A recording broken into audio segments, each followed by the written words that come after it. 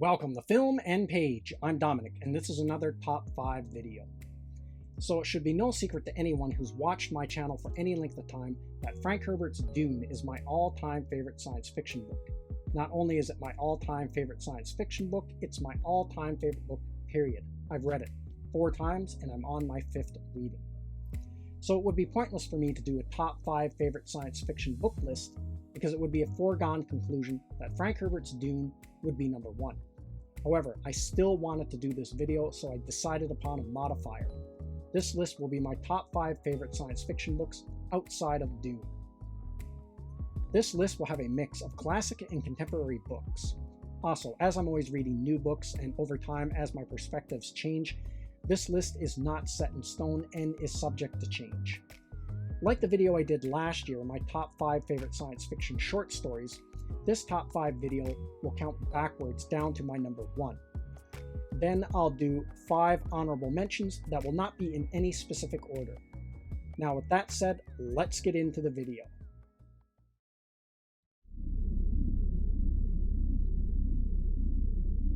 Top 5 science fiction books that is not Dune. Number 5. Mary Shelley's Frankenstein, or The Modern Prometheus, published in 1818, tells the story of scientist Victor Frankenstein, who is obsessed with unlocking the secrets of life. Through a bizarre science experiment, he creates a sentient creature.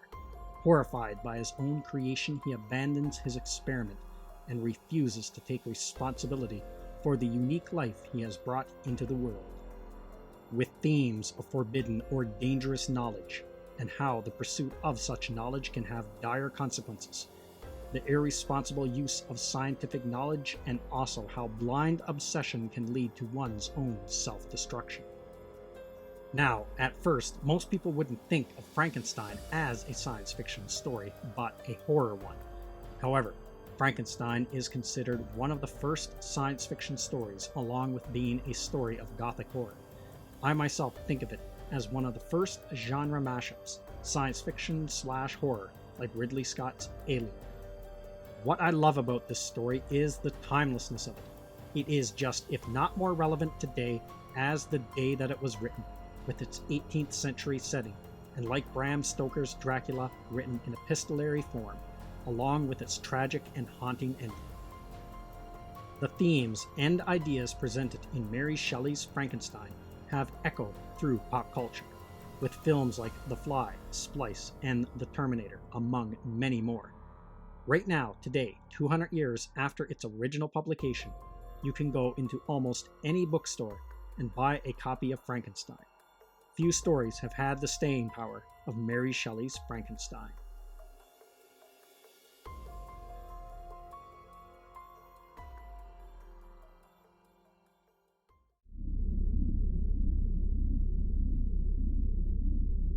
Number 4.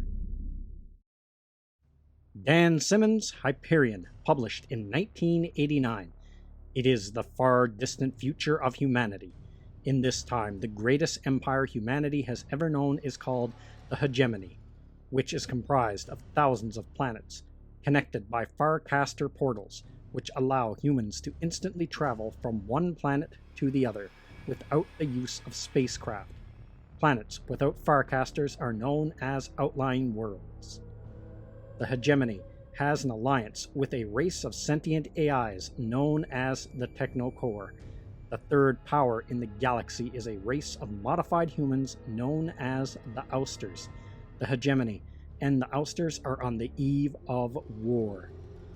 As 6 humans embark on a pilgrimage to the mysterious Time Tombs on the outlying world known as Hyperion, they all seek the guardian of the Time Tombs, the also mysterious but nightmarish creature known as the Shrike, each one for their own unique reasons, while others in powerful positions watch, hoping that whatever answers the group finds at the Time Tombs will give them the means to end the oncoming war.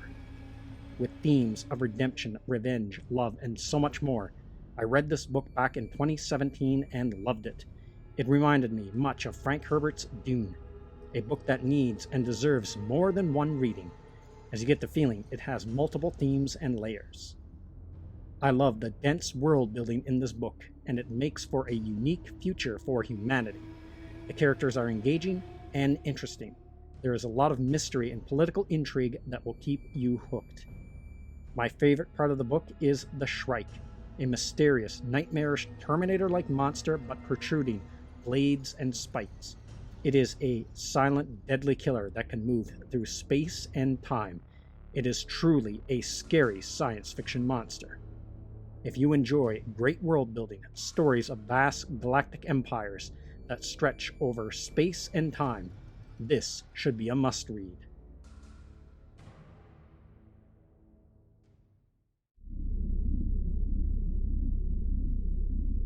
Number 3. Philip K. Dick's Do Androids Dream of Electric Sheep, published in 1968.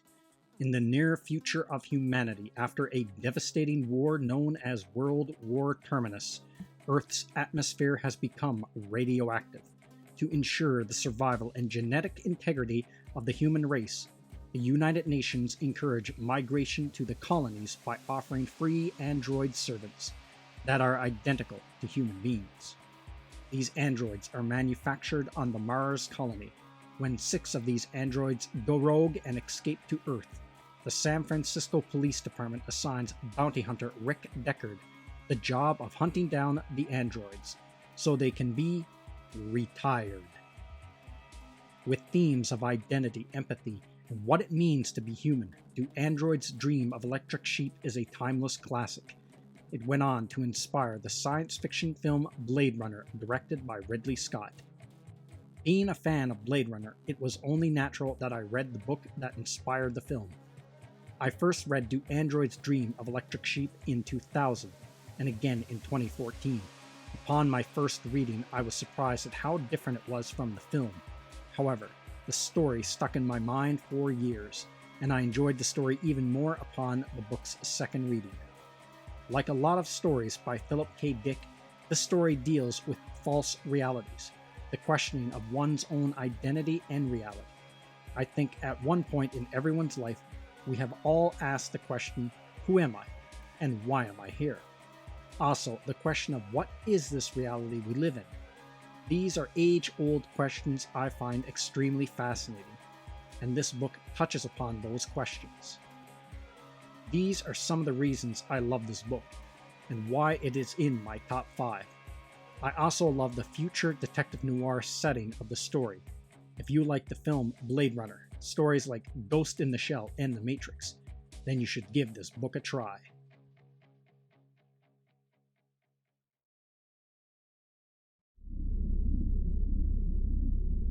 Number 2. Isaac Asimov's The Foundation Trilogy, published originally as a series of short stories from 1942 to 1950, also published later in 3 collections from 1951 to 1953. The story deals with the rise and fall of empires or civilizations. In the future, humanity has created a vast empire that has spread from one end of the galaxy to the other. However, the galactic empire of humanity is in its final days and is on the verge of collapse. Harry Seldon, a mathematician, has developed a science known as psychohistory, which can predict the probable futures of mass populations. Harry Seldon warns that after the collapse of the current galactic empire, humanity will plunge into a dark age of 30,000 years. However, Harry Seldon has a plan to shorten the oncoming dark age of humanity to 1,000 years by using his psychohistory to alter predicted events. To achieve this, the foundations are formed and located on opposite ends of the galaxy. The Foundation's goals are to preserve all scientific engineering and knowledge of civilization, then, when the time is right, bring about the Second Empire after 1,000 years. With themes of the rise and fall of civilizations in human history, and if these can be tracked as trends. Also, how one individual can throw off the predictions of mass populations through their individual actions. Now, this book technically is 3 books: Foundation, Foundation and Empire, and Second Foundation. However, I'm going to take some personal liberties here and count it as one, since the copy I own is one book. I first got my copy of the Foundation Trilogy in the early 2000s, and it sat on my bookshelf for years and years. I finally got around to reading it in 2016, and I regretted not reading it sooner. The reason I love this book is I love the grand science fiction stories that involve whole empires, that are full of devious political machinations and stretch themselves over vast amounts of time and space. Also, I found the idea of psychohistory extremely fascinating. Now, only having read the Foundation Trilogy once, as soon as I finished the book, I decided right then and there that this story deserved a second read sometime in the future. Most books I read are one and done. Few of them I read a second time, but the Foundation Trilogy is one that is worth it. The Foundation Trilogy is one of those books like Lord of the Rings, that if you're a sci-fi/fantasy reader, you must read it before you die.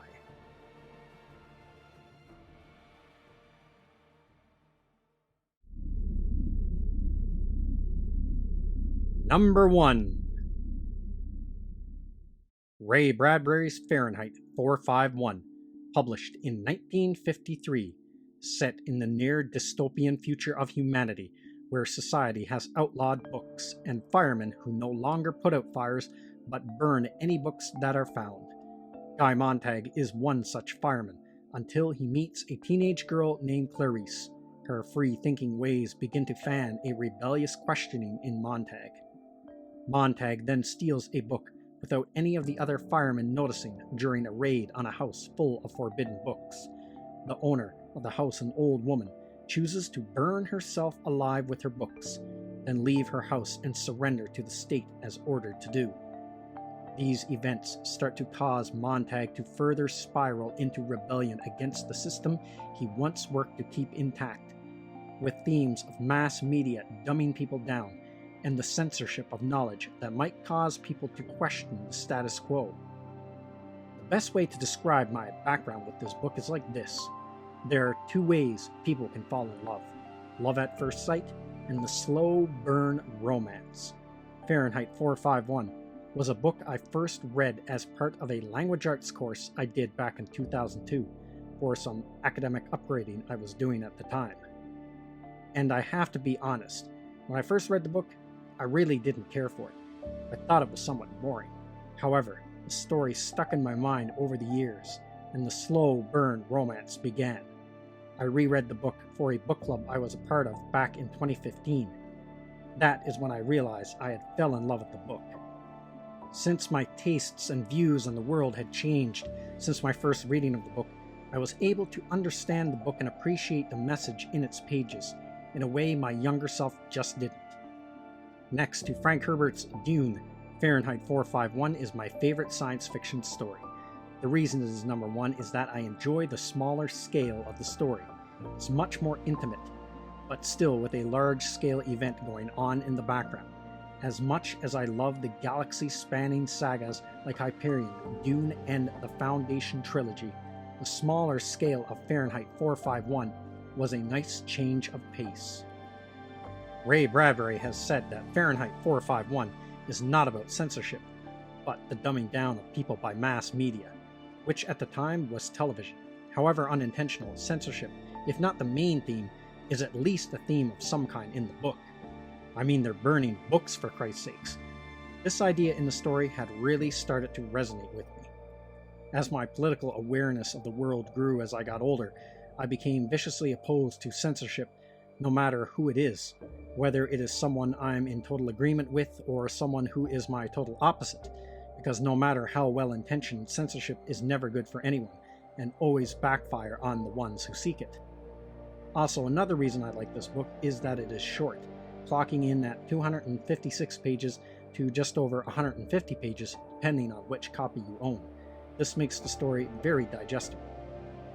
Fahrenheit 451 is a book that will always be relevant, even more so today with large tech corporations like Facebook, Twitter, and Google controlling most of the information we are exposed to, because as long as humans have ideas and thoughts they want to express, other humans will always exist who will want to censor and suppress those thoughts and ideas. If you're a science fiction reader or a reader in general, Fahrenheit 451 should be at the top of your list to read. If you only ever read one science fiction book in your life, then let it be this Ray Bradbury classic.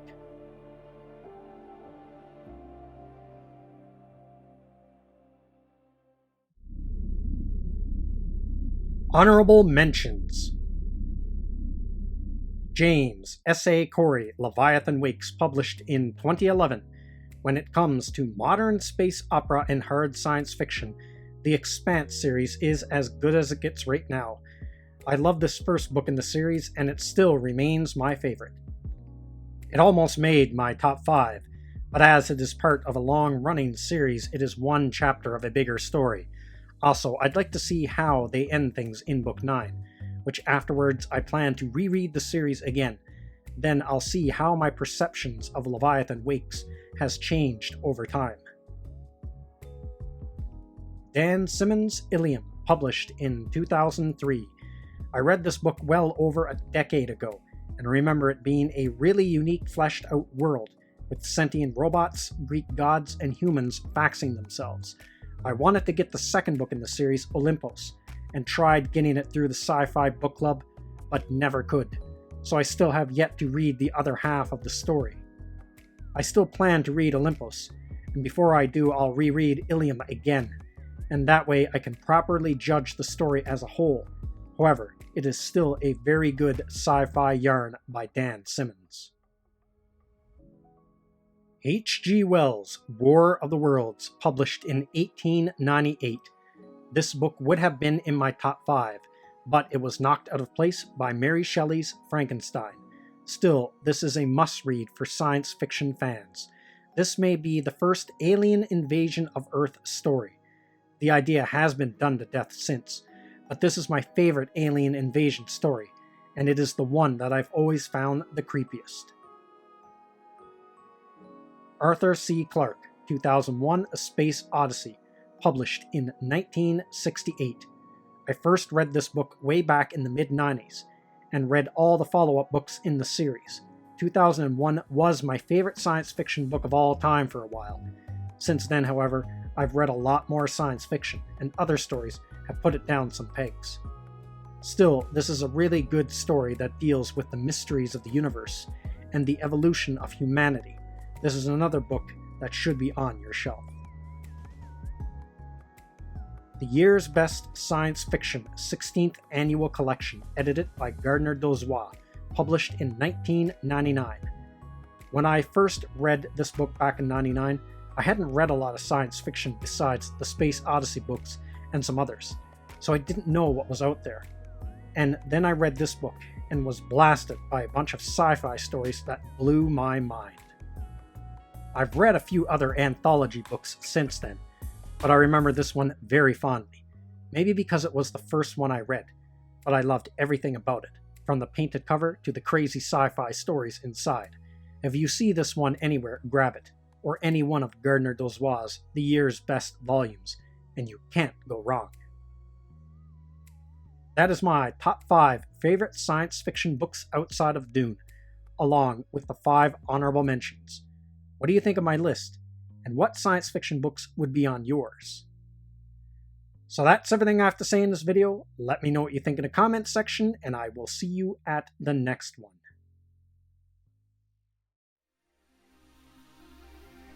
I'd like to say thank you to all of my subscribers. I appreciate you all in helping this channel grow. If you're new to the channel, don't forget to like, share, and subscribe. Also, don't forget to hit the bell icon so you'll be notified when new videos are uploaded.